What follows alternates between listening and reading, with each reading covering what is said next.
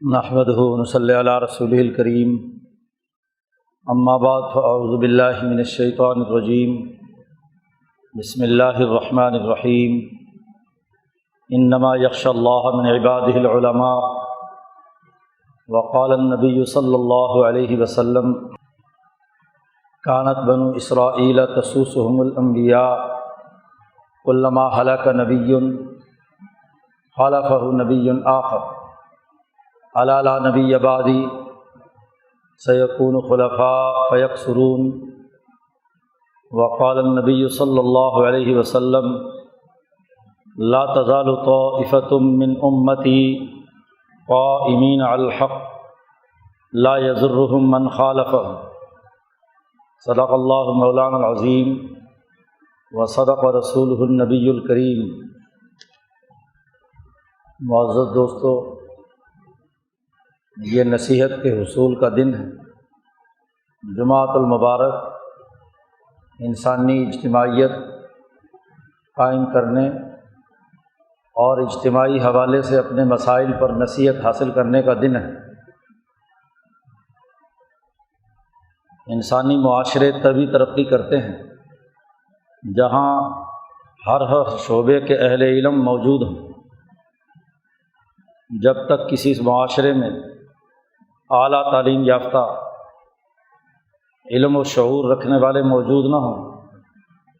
وہ معاشرہ ترقی نہیں کر سکتا۔ جہالت کی بنیاد پر معاشرے کبھی کامیاب نہیں ہو سکتے۔ جاہل قوم، جہالت انسانیت کے لیے انتہائی نقصان دہ ہے۔ اسی لیے انبیاء علیہ السلام دنیا میں علوم کی تقسیم کے لیے آتے ہیں۔ نبوت کا لفظی معنی ہی باخبر کرنا ہے، اطلاع دینا ہے۔ نبی وہ فرد ہے جو اللہ کے طرف سے اس بات پر مامور ہوتا ہے کہ وہ سچ اور حق، صحیح اور درست علم انسانیت تک منتقل کرے، اللہ تبارک و تعالیٰ کے علم کی خبر دے کہ اللہ کو انسانیت سے کیا مطلوب ہے۔ اسی علم کی اساس پر ہی دنیا قائم ہے۔ آدم علیہ السلام کے علم سے لے کر امام الانبیاء حضرت محمد مصطفیٰ صلی اللہ علیہ وسلم کے علوم نبوت تک انسانی معاشرے انہی انبیاء علیہ السلام کی تعلیمات پر استوار ہوئے ہیں، اور ہر دور میں ان کے علوم سے انسانیت نے استفادہ کیا ہے۔ انبیاء علیہ السلام کے وارثین علماء ربانیین ہوتے ہیں کہ جو انبیاء علیہ السلام کے علوم انسانیت تک منتقل کرتے ہیں۔ علمی طبقے کے بغیر دنیا میں کوئی کام نہیں ہو سکتا۔ ہم انسانی معاشرے میں انسانی اعمال کا جائزہ لیں تو ہر عمل کے پیچھے علم و شعور کار فرما ہوتا ہے۔ اعلیٰ علم ہوگا تو عمل بھی اچھا ہوگا۔ اگر علم موجود نہیں ہوگا تو جس پستی کی سطح پر علم کی حالت ہوگی عمل بھی ویسا ہی ہوگا۔ اس لیے دین اسلام نے اس بات پر بہت زور دیا ہے کہ معاشرے میں اہل علم ہوں، علماء ہوں، ہر شعبے کے ماہرین ہوں جو انسانی سماج کی تشکیل میں بنیادی کردار ادا کرے۔ اللہ کی طرف سے آنے والا علم وہ جامع ہوتا ہے، ارتفاقات بھی اس میں ہیں، یعنی انسانی سماج کی سہولیات سے متعلق یہ علوم بھی منتقل ہوتے ہیں، اور اللہ سے جوڑنے اور روح کی طاقت اور قوت پیدا کرنے کے لیے بھی، جو دنیا اور آخرت دونوں میں انسانیت کے لیے فائدہ مند ہوتے ہیں، وہ علوم بھی انبیاء علیہ السلام کے ذریعے سے دنیا میں آتے ہیں۔ دین اسلام میں انسانیت کو دو خانوں میں نہیں بانٹا گیا کہ ایک علم کو دنیاوی علم کہا جائے اور دوسرے علم کو دینی یا اخروی علم، یہ تو زوال کے زمانے کی بات ہے، یہ تو پست فکری کا عمل ہے، جہالت کے زمانے اور غلامی کے اثرات۔ کوفہ کے مرکز میں حضرت عبداللہ بن مسعود رضی اللہ تعالیٰ عنہ انسانوں کی تعلیم و تربیت کے لیے مقرر ہوئے۔ کوفہ سن 17 ہجری میں حضرت عمر نے بسایا، تو حضرت عمر فاروق رضی اللہ تعالیٰ عنہ نے تعلیم و تربیت کے لیے حضرت عبداللہ بن مسعود رضی اللہ تعالیٰ عنہ کو بھیجا۔ ان سے سوال کیا کوفہ والوں نے،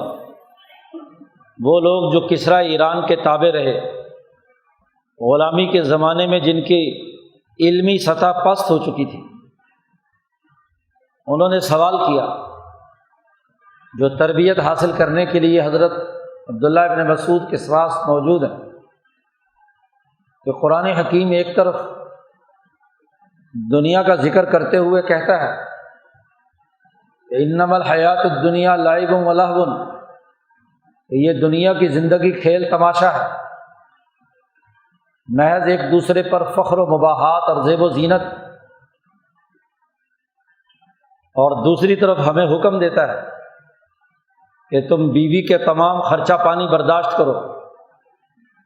بچوں کی صحیح پرورش کرو، ان کی روٹی روزی کا بندوبست کرو، ملکی نظم و نسق چلانے کے لیے جو مال تم نے کمایا ہو اس میں سے ریاست کو ادا کرو، زکوٰۃ صدقات اور ریاست چلانے کے لیے ٹیکس ادا کرو۔ تو اگر دنیا کھیل تماشا ہے اور یہ صرف زیب و زینت اور تفاخر کی بات، تو ہم اگر اس میں مشغول نہ ہوں، کوئی روٹی روزی کا بندوبست نہ کریں، کوئی تجارت صنعت زراعت سے وابستہ نہ ہوں، تو یہ ضروریات جو ہم پر فرض کے طور پر عائد کر دی گئی ہیں یہ کیسے پوری ہوں گی؟ اور اگر ادھر مشغول ہوں تو قرآن اس کو کہتا ہے کہ یہ دنیا کی زندگی کھیل تماشا ہے، تو یہ فرق و امتیاز ہمیں سمجھایا جائے۔ حضرت عبداللہ بن مسعود رضی اللہ تعالیٰ عنہ نے فرمایا کہ دیکھو، دنیا وہ ہے کہ جو محض تفاخر، تکبر، سرمایہ پرستی، ظلم، ناانصافی اور دوسروں کے حقوق توڑ کر حاصل کی جاتی ہے، جس میں محض لذت نفس، خواہشات، چودراہٹ، تکبر، نام و نمود، نمائش، یہ کیا ہے؟ دنیا ہے۔ اور اگر تجارت، کاروبار، معاملات اس نیت سے کیے جائیں کہ اللہ کا حکم سمجھ کر اللہ کے حکم اور فریضے کو ادا کرنے کے لیے رزق حلال کمانا، انسانیت کی خدمت کے لیے سے مال کمانا، دیگر انسانوں کی ضروریات کے لیے معاشی اور سیاسی جدوجہد اور کوشش کرنا، یہ دنیا نہیں ہے، یہ آخرت ہے۔ بنیادی فرق انسان کے اعمال کے پیچھے کار فرما نیت کا ہے۔ اسی لیے نبی اکرم صلی اللہ علیہ وسلم نے فرمایا انما الاعمال بالنیات، اعمال کا دار و مدار نیتوں پر ہے، جیسی نیت ویسا عمل۔ نیت تکبر اور غرور کی ہے تو حکمرانی انتہائی بری،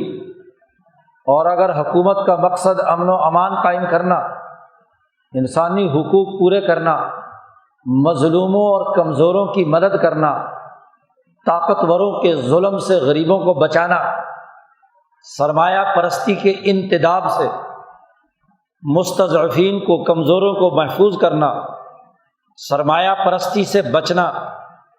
کل انسانیت کی بلا تفریق رنگ، نسل، مذہب خدمت کرنا۔ اگر اس نیت سے کام ہو تو یہ آخرت کے لیے کام ہے، یہ اللہ کے لیے کام ہے۔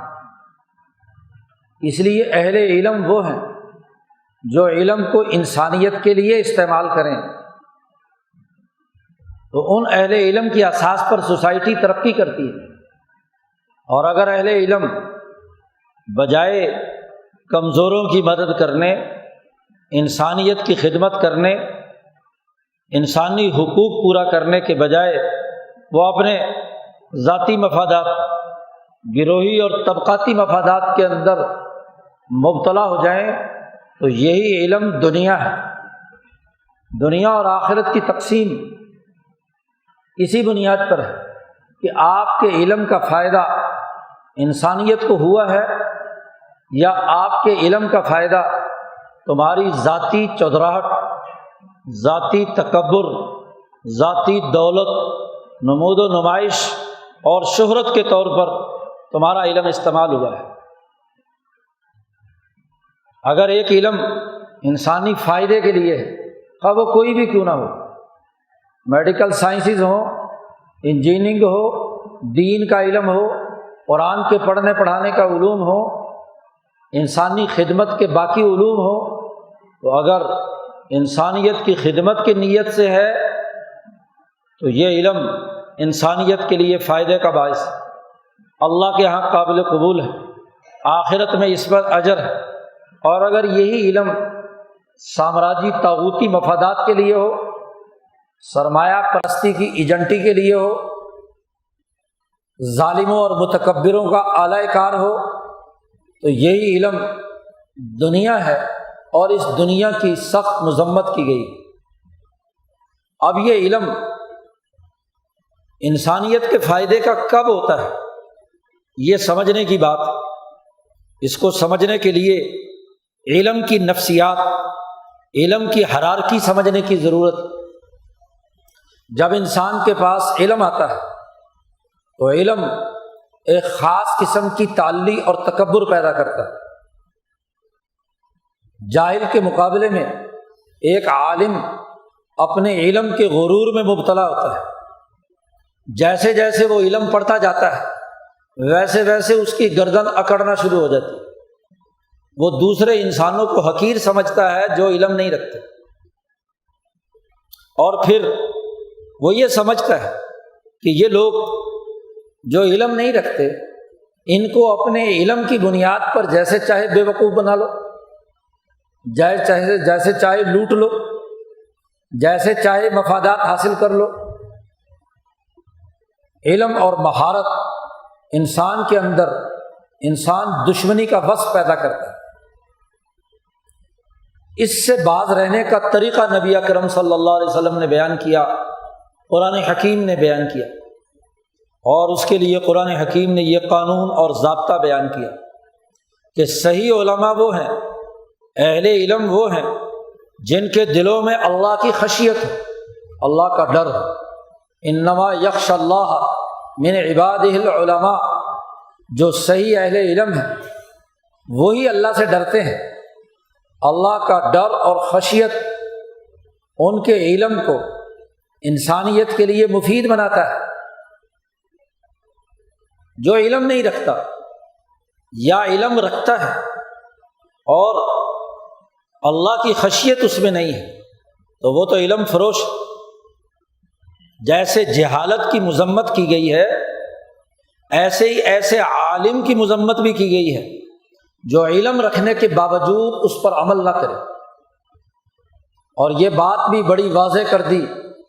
نبی اکرم صلی اللہ علیہ وسلم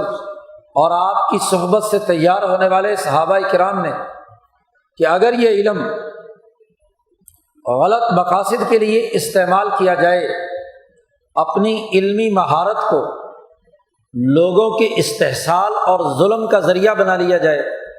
تو یہی علم سب سے بڑا عذاب ہے۔ نبی اکرم صلی اللہ علیہ وسلم نے فرمایا کہ جو علماء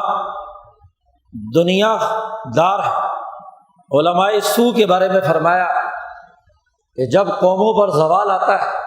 تو علماؤہم شر من تحت ادیم السماء، کہ ان کے علماء آسمان کے نیچے زمین پر سب سے دنیا کی بدترین مخلوق ہوتے ہیں، کیونکہ جاہل کو تو ایک درجے میں اس کے علم اور عمل پر کی وجہ سے اس کو نظر انداز کیا جا سکتا ہے، تو اس کے پاس تو علم نہیں تھا بیچارے کے پاس، اپنی جہالت کے سبب اس نے کوئی جرم کیا، کوئی غلطی کی۔ لیکن ایک عالم جو جانتا بوجھتے ہوئے، سمجھتے ہوئے اپنے علم پر عمل نہیں کرتا، تو نبی اکرم صلی اللہ علیہ وسلم نے فرمایا کہ دنیا میں کرۂ ارض پر اس سے بدتر مخلوق کوئی اور نہیں، اس جاہل سے زیادہ بدتر ہے جو اپنے علم پر عمل نہیں کرتا۔ ایک ڈاکٹر کو پتہ ہے کہ یہ مرض ہے اور اس مرض کی یہ دوا ہے،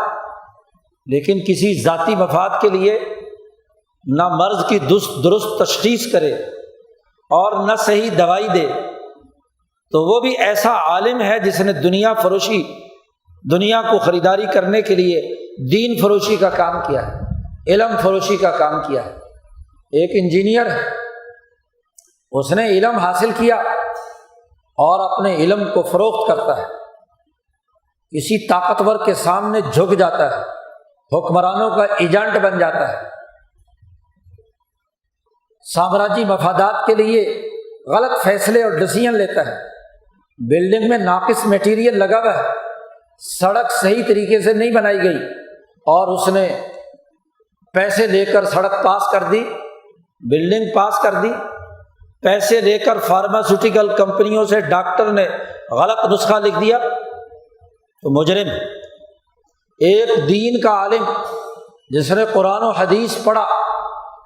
اس سے پتہ چل گیا کہ کیا چیز حلال ہے اور کیا چیز حرام ہے، اور اس حلال و حرام کے باوجود وہ قرآن کے علم کو بیچتا ہے، فروخت کرتا ہے، اپنی دینی وجاہت سرمایہ پرستی کے لیے استعمال کرتا ہے، خواہ وہ کسی فرقے کا ہو، کسی مذہب کا ہو، کسی دین سے تعلق رکھتا ہو۔ دین فروشی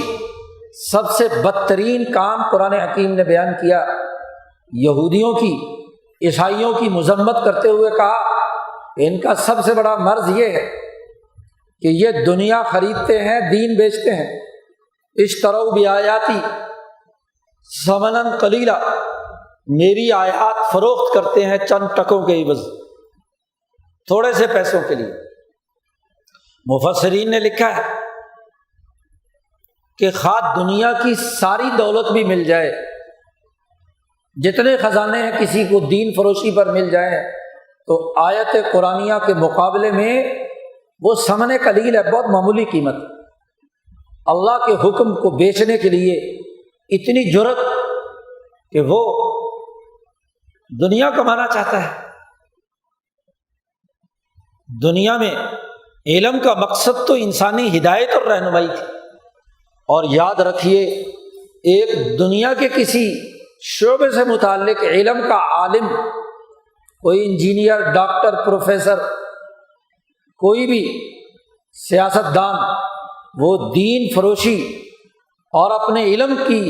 فروخت کا کام کرتا ہے، تو اس کا دائرہ محدود ہے اس دنیا تک۔ دنیا میں اس مریض کو ٹھیک نہیں کیا، نہ پیسے جیب سے نکال لیے، دنیا میں بلڈنگ خراب کر دی نا جس کے نیچے دب کر لوگ مر گئے، وہ پل پاس کر دیا جو گرا اور مسافروں کا نقصان ہو گیا۔ لیکن جس نے دین فروشی کی، اس نے نہ صرف دنیا کا نقصان کیا بلکہ آخرت کا نقصان کیا۔ اس لیے وہ زیادہ بدتر، زیادہ فتنہ پرور، زیادہ انسان دشمن ہے۔ دنیا بھی بیچی اور دین بھی بیچا، آخرت بھی بیچی، دنیا کی انسانیت کی فلاح و بہبود بھی بیچی۔ اس لیے بڑے سخت احکامات بیان کیے ہیں۔ عمر فاروق رضی اللہ تعالیٰ عنہ فرماتے ہیں کہ مجھے ڈر ہے اس انسان سے جو المنافق العلیم، جو علم بھی رکھتا ہے اور منافق، ایک جاہل منافق ہو تو ہو سکتا ہے جہالت کی وجہ سے نفاق ہوا کہ ظاہری طور پر کچھ کہہ رہا ہے اور عمل کچھ اور کر رہا ہے، لیکن جو علیم ہے جانتا ہے، علم ہے اس کے پاس، لیکن اس علم کے باوجود نفاق کے مرض میں مبتلا ہے، مسلمان ہے، کلمہ پڑھتا ہے، اور پھر 3 باتیں اللہ پاک نے کہی ہیں بار بار ایسے مسلمان کے لیے کہ جس نے کلمہ پڑھا، قرآن پر ایمان لایا، رسول اللہ صلی اللہ علیہ وسلم کو رسول مانا، اور پھر اس پر درست طریقے سے عمل درآمد نہیں کیا، یا منافق ہے یا فاسق ہے یا فاجر ہے۔ قرآن نے 3 ہی لفظ استعمال کیے ہیں۔ منافقین وہ ہیں کہ جو ایمان لائے ظاہری طور پر حلق سے اوپر، دل میں ایمان نہیں ہے، دل میں کفر گھسا ہے، دل میں کفر کی محبت ہے، ظلم اور زیادتی دل میں اس کے ساتھ وابستگی، پسند کرتا ہے اسے، ظاہری طور پر لوگوں کو دکھاوے کے لیے اس نے اسلام کا اعلان کیا ہوا ہے، ایسا آدمی منافق۔ دوسرا وہ کہ جس نے کلمہ تو پڑھا، زبان سے بھی پڑھا اور پہلی مرتبہ دل سے تصدیق بھی کی، دل سے بھی جانتا ہے کہ یہ حق ہے اور کلمہ پڑھتا ہے، لیکن اس ایمان لانے کے نتیجے میں جو اسے عمل کرنا چاہیے تھا، اللہ نے جو اعمال کرنے کا حکم دیا ہے، خلوص نیت کے ساتھ، اللہ کے تعلق سے، رسول اللہ صلی اللہ علیہ وسلم کی محبت سے جو اسے عمل کرنا چاہیے تھا، وہ عمل اس نے نہیں کیا، فاسق فسق کیا ہے اس نے، کہ ایمان تو لایا لیکن عمل اس کے مطابق نہیں کر رہا،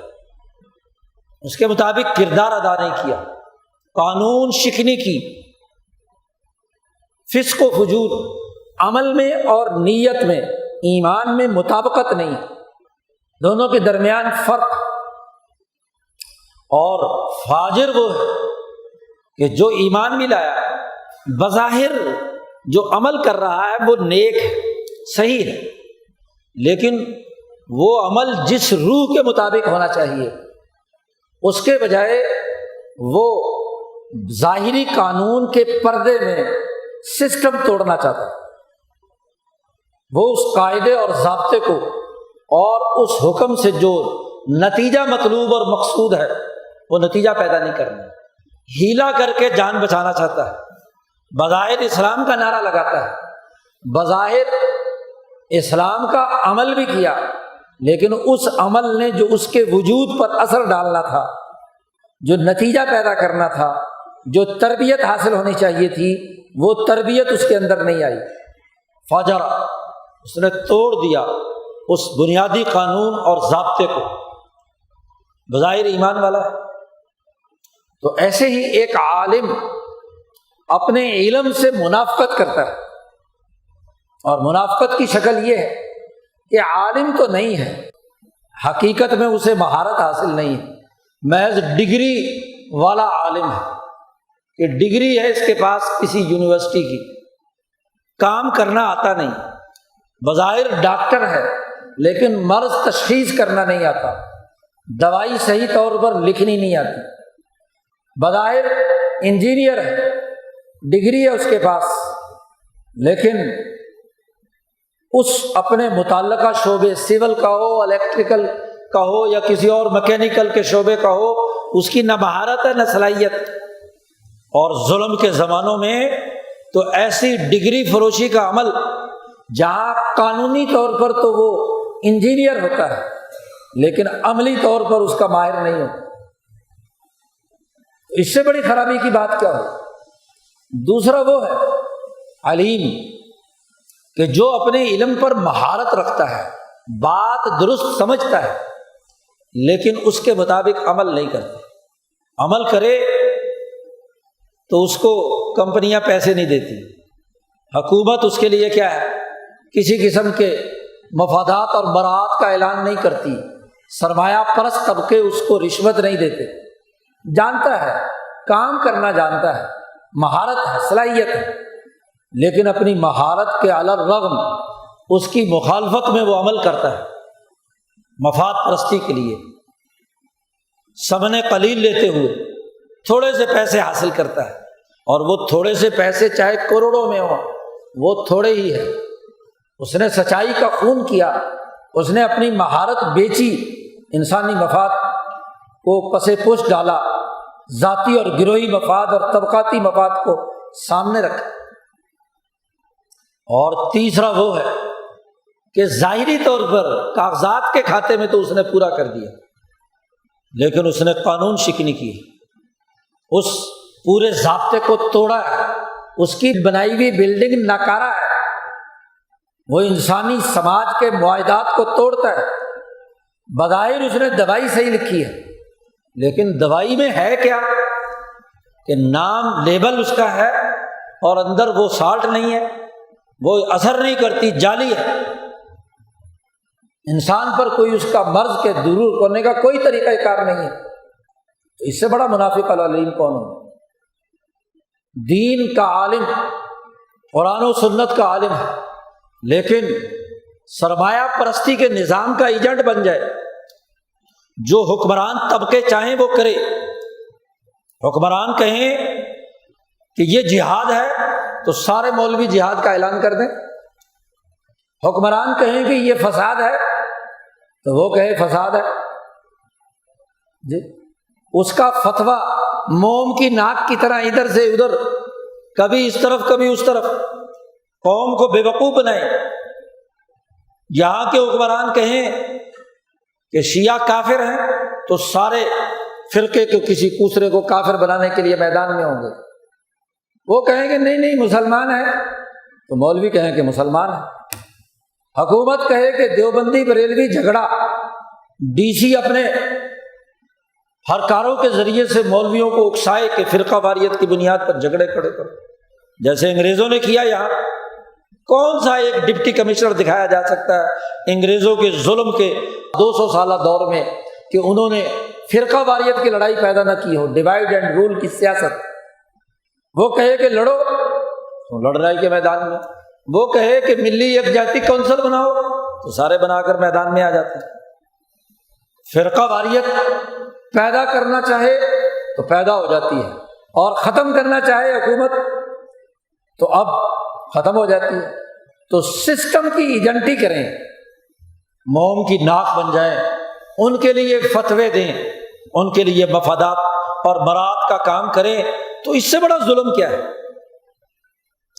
یہاں اس بر عظیم پاک و ہند میں مسلمانوں کی حکمرانی کے 800 سالہ دور میں کبھی جاگیرداری نظام نافذ نہیں ہوا۔ یہاں کی زمینیں ریاست کی ملکیت رہی ہے، اور اس کی آمدنی تمام انسانوں کو بلا تفریق رنگ نسل مذہب دی جاتی تھی۔ انگریز سامراج آیا، بنگال سے آغاز کیا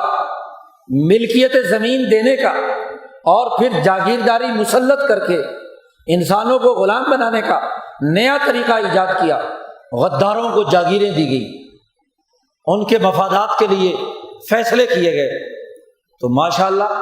مولوی اور شیخ الاسلام میدان میں آ گئے، اور انہوں نے کہا جی جاگیرداری تو اسلام میں ہے، اسلام میں جاگیرداری کی اہمیت پر کتابیں لکھی جا رہی ہیں۔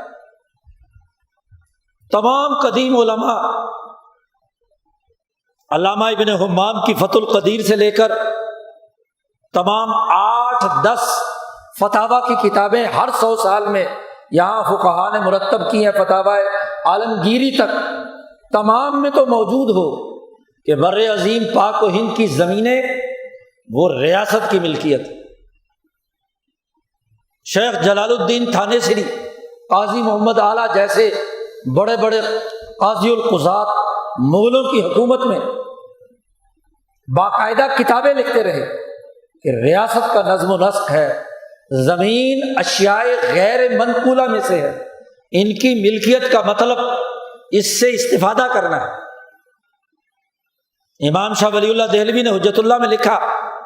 کہ ملکیت کسی کا مطلب یہ ہے کہ وہ نفع اٹھائے صرف، اور اپنی ضرورت سے زائد اس نفع سے تمام لوگوں کو استفادے کا موقع دے۔ شاہ صاحب نے فرمایا کہ زمین کی حالت ایسی ہے جیسے ایک مسجد پبلک پلیس ہے، جس وقت جس کو چاہے آئے اور نماز پڑھے، جگہ قبضہ کر کے بیٹھ کے کہے کہ یہ جگہ تو میری ہے، یا سرائے کی ایک سرائے پبلک پلیس ہے، جو بھی آئے اپنی ضرورت پوری کرے اور چلا جائے۔ تو ایسے ہی زمینوں کے بارے میں شاہ صاحب ملکیت کے بارے میں واضح طور پر یہ بات کہتے ہیں، دور جانے کی بات نہیں۔ علامہ انور شاہ کشمیری رحمۃ اللہ علیہ، جو پاکستان بننے سے پہلے کے محققین علماء میں سے، انہوں نے ترمذی میں باقاعدہ تشریح کرتے ہوئے احادیث کی واضح کیا کہ زمین کی ملکیت انتہائی کمزور ہے، اور اس کا حق صرف اور صرف یہ ہے کہ انسان اپنی ذاتی کاشت کے لیے استعمال میں لائے، اور انسانی فائدے کے لیے، انسانی حقوق کے لیے، اجتماعیت کے لیے اس کا استعمال کرے۔ فتح القدیر نے لکھا ہے کہ محمد بن قاسم نے ہندوستان کی زمین جب سے فتح کی تھی، قیامت تک کے لیے یہ زمینیں ریاست کی ملکیت ہے، لیکن پاکستان بننے کے بعد بڑے بڑے مفتی میدان میں آ گئے اور اس پورے 1400 سال کے متفقہ ضابطے کو توڑتے ہوئے جاگیرداری کی حمایت میں فتوے لکھے، رسالے لکھے، اس کے لیے کردار ادا کیا۔ اور اگر یہاں کہ کچھ حکمرانوں نے زرعی اصلاحات کی، ایوب خان نے کی، بھٹو نے کی، تو ان کے خلاف وفاقی شرعی عدالتوں میں بیٹھ کر فتویٰ فروشی کرتے ہوئے، آیات اور احادیث کا رد کرتے ہوئے، انکار کرتے ہوئے، جاگیرداری کی حقیقت اور ملکیت کے لامحدود ہونے پر فتوے اور فیصلے جاری کیے۔ یہ اسی کا انعام ہے، اس کے علاوہ کیا ہے کہ اس سرمایہ کاری نظام، اس جاگیرداری نظام کے مفادات کے لیے فیصلے کیے جا رہے ہیں۔ سود کو اسلامی بنانے کے لیے فتوے دیے گئے، سرمایہ پرستی کو وجود میں لانے کے لیے نظام سرمایہ داری، پیدائش دولت سرمایہ داری پر، تقسیم دولت سرمایہ داری پر، تبادلہ دولت سرمایہ داری پر، صرف دولت سرمایہ داری پر، معیشت کے چاروں ستون جس پر اکنامکس کی بنیاد قائم ہے، وہ سرمایہ دارانہ اصول، لوٹ کسوٹ پر، اس میں سے خالی بینک بلا سود ہو گیا۔ کہاں سے، کیسے؟ بینک جو سرمایہ داری نظام کا ایک آلہ ہے سرمایہ کی تشکیل کا اور سرمایہ داروں کو سرمایہ دینے کا، آپ اسے اسلامی بنا کر، اسلامی سود بنا کر لوگوں کے دماغوں میں انڈیل رہے ہیں۔ یہ فتویٰ فروشی نہیں تو کیا ہے؟ یہ علم فروشی نہیں تو کیا ہے؟ یہ اشتروا بآیاتی ثمنا قلیلا نہیں تو اور کیا ہے؟ علماء حق نے کبھی اس طرح کے فتوے نہیں دیے، تمام کتابیں بھری ہوئی ہیں پورے تسلسل کے ساتھ، حنفی، شافعی، مالکی، حنبلی، اور طاغوت کے خلاف آواز بلند کی۔ شیعہ، سنی، تمام علماء نے متفقہ طور پر جس جاگیرداری اور سرمایہ پرستی کی مذمت کی، اور سنیوں کو تو یہ توفیق بھی نہیں ہوئی کہ اس یورپ کے پیدا کیے ہوئے ظالمانہ سرمایہ داری نظام کے خلاف انقلاب برپا کریں۔ پڑوسی ملک نے تو انقلاب برپا کر کے دکھایا کہ سرمایہ داری نظام کو کیسے توڑا جاتا ہے، طاغوت کا مقابلہ کیسے کیا جاتا ہے، اور جب وہاں انقلاب آ گیا تو یہاں فتوے دینے لگے، فرقہ واریت پیدا کی گئی، جھگڑے پیدا کیے گئے۔ یہ دین فروشی نہیں تو اور کیا ہے؟ اسی دین فروشی کا یہ انعام ہے جو بڑے بڑے شیخ الاسلاموں کو باقاعدہ ریاست کی طرف سے پیسے وصول کرنے اور دینے کا کام ہے۔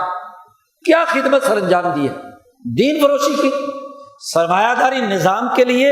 اعلی کاری کا کردار ادا کرنے کی۔ مولانا حفظ الرحمان سہاروی جو جمعیت علماء ہند کے ناظم عمومی رہے تقریباً 20-30 سال تک، جو ہندوستان کے تمام دیوبندی، بریلوی، اہل حدیث اور شیعہ عالموں کی متفقہ تنظیم جمعیت علماء ہند، اس کے 30 سال تک عالم رہے۔ اسلام کا اقتصادی نظام لکھتے ہیں تو سود کے نظام کے خلاف اور سرمایہ داری نظام کے خلاف باقاعدہ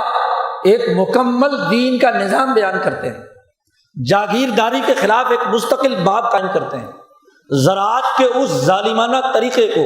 جو یہاں بر عظیم پاک و ہند میں انگریز سامراج نے پیدا کیا تھا، اس کے خلاف مزاحمتی شعور دیتے ہیں، اور اس کتاب پر سینکڑوں علماء کی تصدیق اور اس زمانے میں تائید حاصل، دیوبندیوں نے بھی، بریلویوں نے بھی، شیعوں نے بھی، تمام علماء نے اس کتاب کی تصدیق کی ہے۔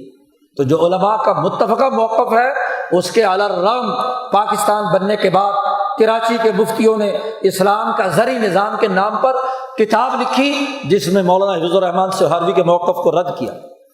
کیا اس کا معاوضہ ہے؟ 70 سال میں علماء حق کے مقابلے پر دین فروشی کا عمل کرنے کا نتیجہ ہے۔ حضور صلی اللہ علیہ وسلم نے تو فرمایا تھا، او مسلمانوں، تم بھی یہودیوں کے نقش قدم پر چلو گے، لَتَتَّبِعُنَّ سُنَنَ مَنْ كَانَ قَبْلَكُمْ، تم بھی ضرور یہودیوں اور عیسائیوں کے نقش قدم پر چلو گے۔ صحابہ نے پوچھا کہ کیا یہود نصارہ ہیں؟ حضور نے فرمایا یہود و نصارہ نہیں تو اور کون ہے؟ ان کے نقش قدم پر، حتیٰ کہ ایک یہودی اگر کسی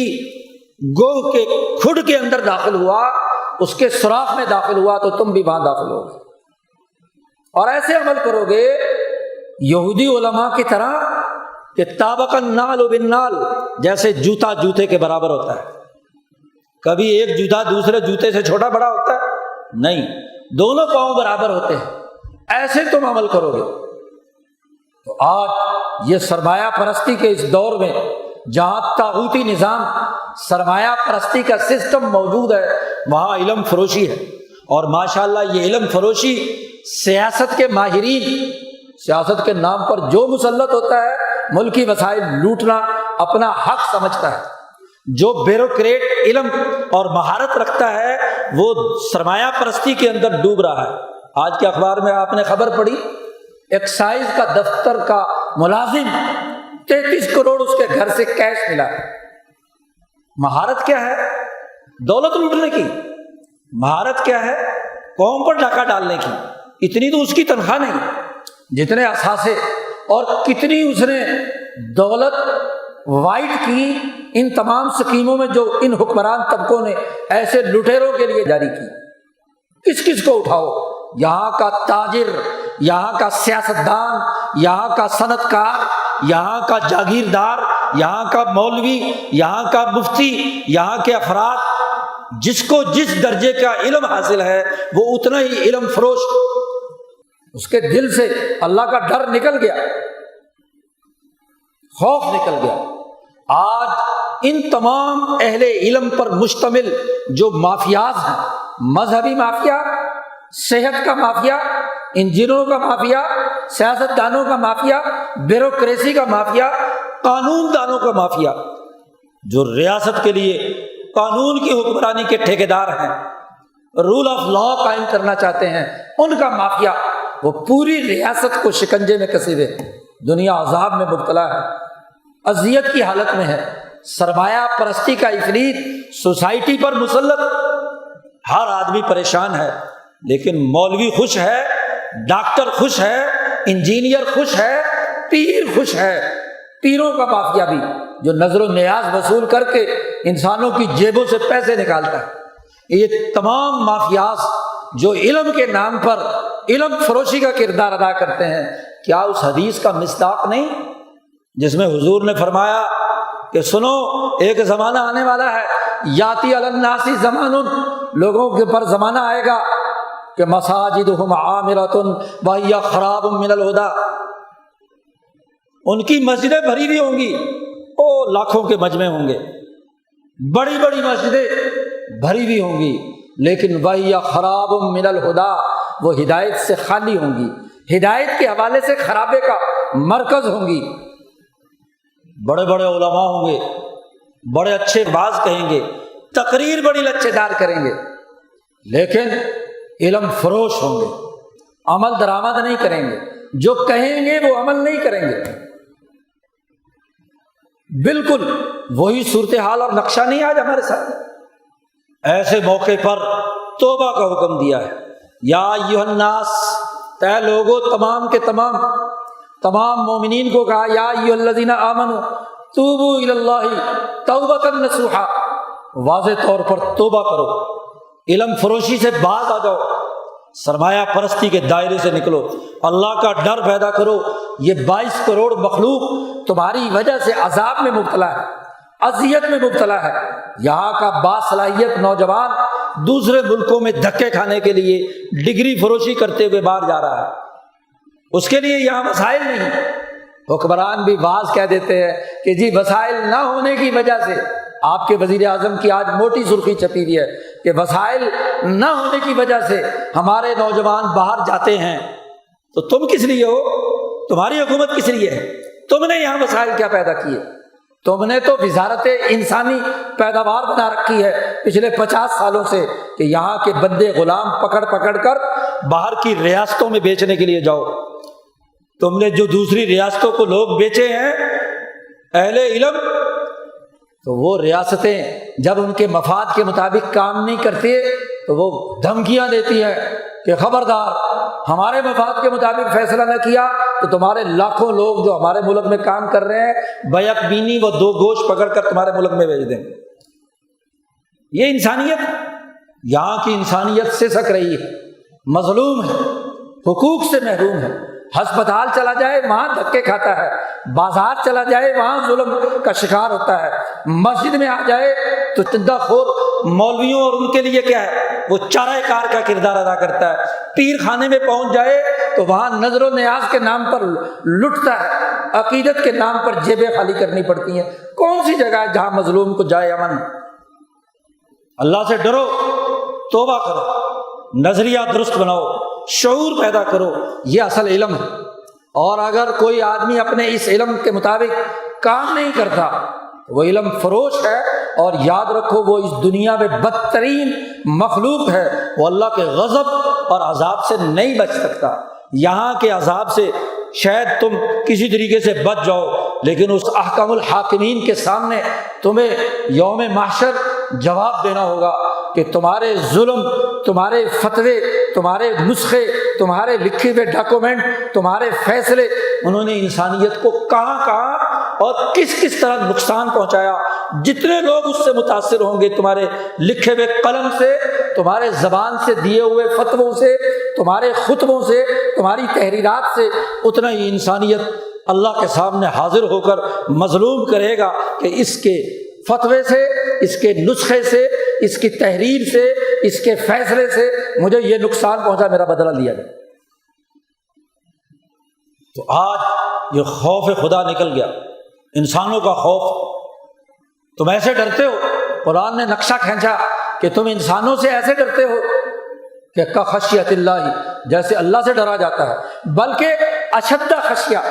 اللہ سے ایسے نہیں ڈرتے جیسے یہاں کے ناپاک بندوں سے ڈرتے ہو، حکمران طبقوں سے ڈرتے ہو، سرمایہ پرستوں سے ڈرتے ہو، طاقتور لوگوں سے ڈرتے ہو۔ مفادات کا عالم دیکھ لو۔ یہ تو اللہ پاک نے کتاب مقدس قرآن حکیم میں نبی اکرم صلی اللہ علیہ وسلم نے اپنی تعلیمات میں واضح اور 2 ٹوک پیغام دیا ہے، اور سچا انسان وہ ہے جو اس پیغام کو پہنچائے، سنے، سمجھے اور عمل کرے، اپنی زندگی اور کردار کو درست بنائے، بلا تفریق، رنگ، نسل، مذہب، کل انسانیت کی فلاح و بہبود کے لیے اپنے اپنے دائرے میں کردار ادا کرے۔ وہ سچا انسان اور سچا مسلمان ہے، وہی دنیا میں کامیاب ہے اور وہی آخرت میں کامیاب ہے۔ اللہ تعالی ہمیں دین سمجھنے اور اس پر عمل کرنے کی توفیق عطا فرمائے۔ وآخر دعوانا الحمد للہ رب العالمین۔